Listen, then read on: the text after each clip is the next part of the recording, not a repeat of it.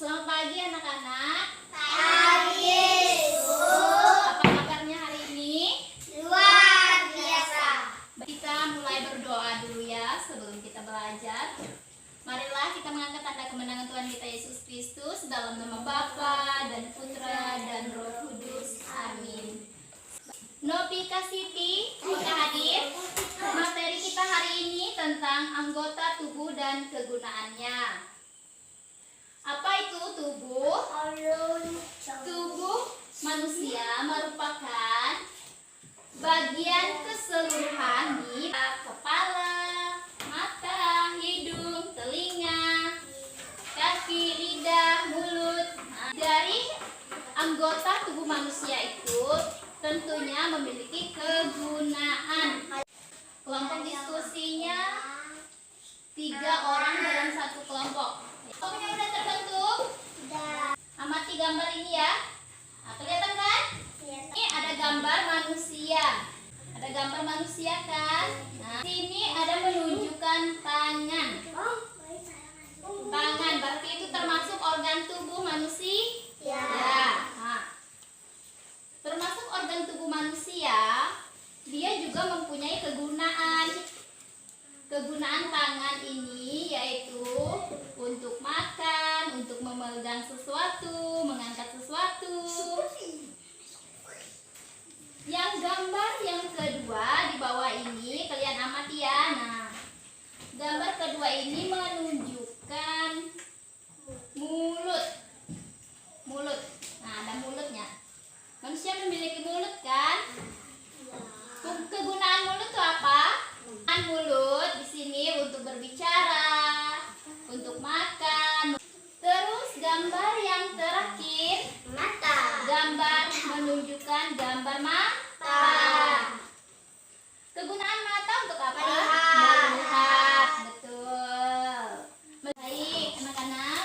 Tadi kita telah mempelajari yaitu tentang anggota tubuh, kegunaan anggota tubuh. Apakah sudah paham? Paham?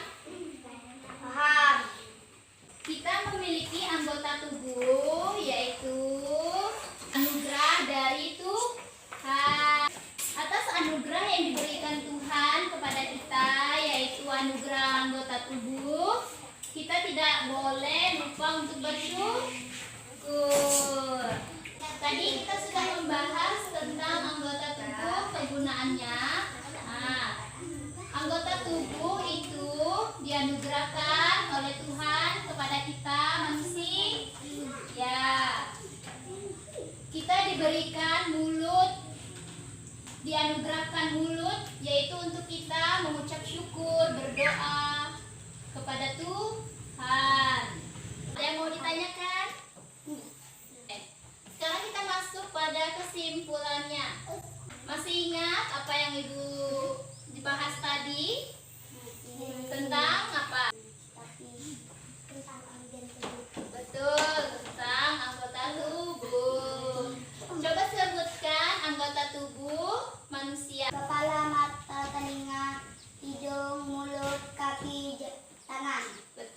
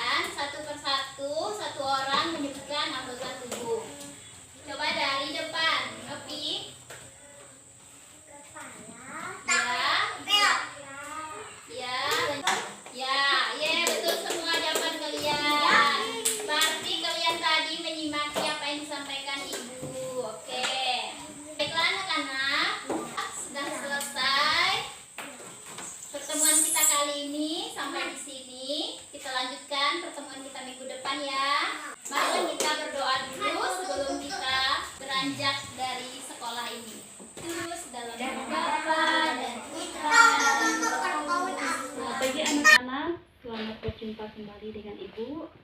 Nah, baik, untuk memulai pelajaran kita pada pagi hari ini, marilah kita awali dengan berdoa. Marilah kita persiapkan diri dan hati kita untuk memulai berdoa. Dalam nama Bapa dan Putra dan Roh Kudus. Amin. Nah, baik anak-anak, tema kita hari ini adalah saya mampu membedakan perbuatan baik dan buruk. Nah, ada yang sudah tahu bagaimana itu perbuatan baik dan buruk? Ada yang sudah tahu? Baik, Ibu akan kasih tahu kalian bagaimana itu perbuatan baik dan buruk. Nah, dan bagaimana kalau kita melakukan perbuatan baik dan perbuatan buruk itu? Apa yang bakal kita dapati ketika kita melakukan perbuatan baik dan buruk? Nah, perbuatan baik yang dapat kita lakukan adalah kita bisa membuat orang lain tersenyum, senang, bahagia, bangga. Nah, itu adalah salah satu perbuatan baik. Perbuatan ketika kita melakukan perbuatan yang baik kepada orang lain. Bahkan mungkin dengan demikian orang lain akan memuji dan juga bertepuk tangan untuk kita karena kita sudah melakukan perbuatan yang baik kepada orang lain. Nah, sedangkan perbuatan buruk adalah semua kelakuan kita yang membuat orang lain cemberut, sedih, marah, malu. Nah, jadi itu adalah perbuatan buruk yang tidak boleh kita lakukan kepada orang lain karena itu adalah merupakan perbuatan buruk. Bahkan mungkin kita dapat dimaki-maki orang lain karena kita melakukan perbuatan buruk tersebut. Nah, jika perbuatan buruk itu dilakukan secara terus-menerus, maka akan merusak hubungan kita dengan orang lain. Nah, bahkan orang lain tidak mau berteman dengan kita. Bahkan kita akan dijauhi oleh orang lain karena kita sering berbuat buruk. Nah, maka dari itu jangan suka berbuat buruk ya. Nah, bagaimana itu contoh-contoh perbuatan baik? Dan bagaimana itu contoh-contoh perbuatan buruk? Ada yang sudah tahu? Baik, Ibu akan kasih tahu bagaimana itu contoh perbuatan baik. Yang pertama adalah jujur atau bersikap jujur. Bersikap jujur berarti bersikap apa adanya, sesuai antara apa yang dikatakan dengan yang dilakukan. Tidak menutup kelemahan atau kekurangan diri. Nah, jadi manfaat dari sikap jujur ini adalah kita dapat dipercaya orang lain. Nah, maka dari itu, perbuatan baik yang dapat kita lakukan yang pertama adalah berbuat jujur. Berikutnya adalah bagaimana itu perbuatan buruk. Nah, perbuatan buruk adalah perbuatan yang berdusta atau berbohong. Akibatnya kita tidak dapat dipercaya orang lain. Maka dari itu, jangan berbuat buruk. Nah, dengan demikian anak-anak, perbuatan baik itu adalah perbuatan yang dibawakan oleh Roh Kudus. Nah, sedangkan perbuatan buruk adalah perbuatan yang dibawakan oleh iblis. Nah, jadi mulai dari sekarang, marilah kita mengikuti perbuatan yang dibawakan oleh Roh Kudus, yaitu berbuat baik. Nah, dari itu kita harus mengikuti perbuatan baik karena dibawakan oleh Roh Kudus. Nah, baik anak-anak, cukup sampai di sini pelajaran kita pada hari ini. Kita lanjutkan dengan minggu depan. Kita tutup pelajaran kita pada hari ini dengan berdoa. Dalam nama Bapa dan Putra dan Roh Kudus. Amin. Selamat pagi anak-anak, selamat berjumpa kembali dengan Ibu minggu depan. Terima kasih.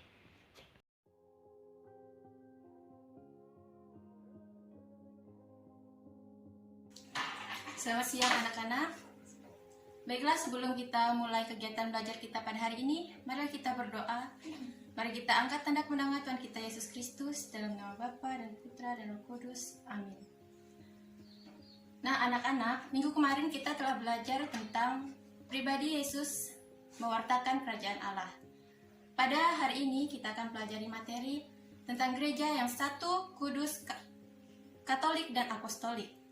Baik anak-anak, sebelum Ibu menjelaskan tentang materi hari ini, Ibu mau ngajak kita semua untuk mengamati sekeliling kita, mengamati hewan, tumbuhan, dan orang-orang ada sekitar kita.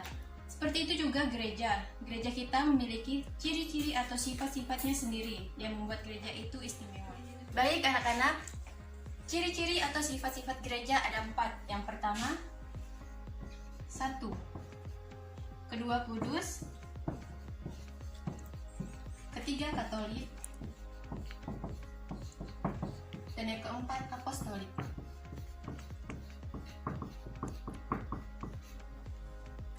Satu, sini mau menegaskan jika gereja adalah sekumpulan orang-orang beriman yang percaya kepada Yesus. Kemudian yang kedua, kudus.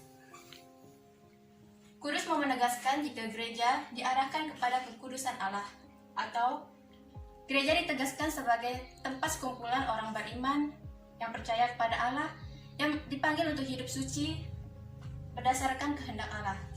Kemudian yang ketiga, katolik. Katolik mau menegaskan jika gereja itu lengkap, utuh, dan universal. Nah anak-anak, universal artinya gereja Katolik mencakup semua orang beriman yang telah dibaptis secara Katolik di seluruh dunia dan dimanapun mereka berada, entah itu di Kalimantan ataupun di Pulau Sumatera dan Pulau Jawa. Kemudian yang keempat, apostolik. Apostolik artinya mau menegaskan jika gereja itu dibangun atas dasar para rasul dan para nabi, di mana Yesus sebagai batu penjurunya. Nah anak-anak, dari penjelasan materi, apakah ada yang ingin bertanya? Baik, jika tidak ada yang bertanya, maka ibu yang akan bertanya. Pertanyaan pertama, jelaskan arti atau pesan dari masing-masing ciri atau sifat gereja yang telah dijelaskan tadi.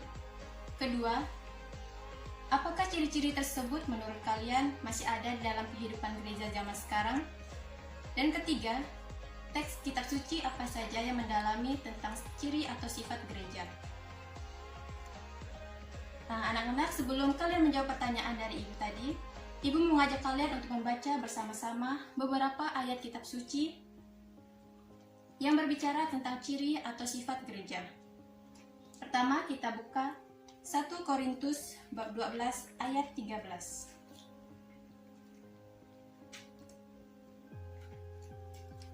Yang berbunyi, sebab dalam satu roh kita semua, baik orang Yahudi maupun orang Yunani, baik budak maupun orang merdeka, telah dibaptis menjadi satu tubuh, dan kita semua diberi minum dari satu roh. Dari teks kitab suci ini mau menjelaskan tentang ciri gereja yang satu dan katolik. Kemudian teks kitab suci yang kedua, Yohanes bab 17 ayat 19, yang berbunyi, dan aku menguduskan diriku bagi mereka, supaya mereka pun dikuduskan dalam kebenaran. Teks kitab suci yang ini mau menekankan ciri gereja yang kedua, yaitu kudus. Kemudian teks kitab suci yang ketiga, kita buka Kisah Para Rasul bab 2 ayat 41 sampai 47, yang mana menceritakan tentang cara hidup jemaat pertama. Teks kitab suci yang ini mau menekankan tentang ciri-ciri gereja yang satu, kudus, katolik, dan apostolik. Baik anak-anak, setelah kalian mendengarkan penjelasan dari ibu tadi dan membaca beberapa ayat kitab suci, ibu minta kalian untuk menjawab pertanyaan-pertanyaan yang telah ibu sampaikan tadi dan menulisnya di buku kalian masing-masing. Nanti setelah pelajaran akan berakhir, ibu akan meminta kalian untuk maju satu persatu ke depan untuk membacakan jawaban kalian atau hasil tulisan kalian itu.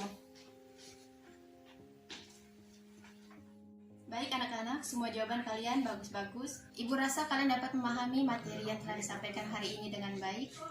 Jangan lupa ketika di rumah kalian pelajari lagi, karena minggu depan akan diberitahukan kembali pemahaman kalian tentang materi yang diajarkan hari ini. Sebelum kita mengakhiri belajar, marilah kita tutup dengan doa. Kita angkat tanda kemenangan Tuhan kita Yesus Kristus dalam nama Bapa dan Putra dan Roh Kudus. Amin.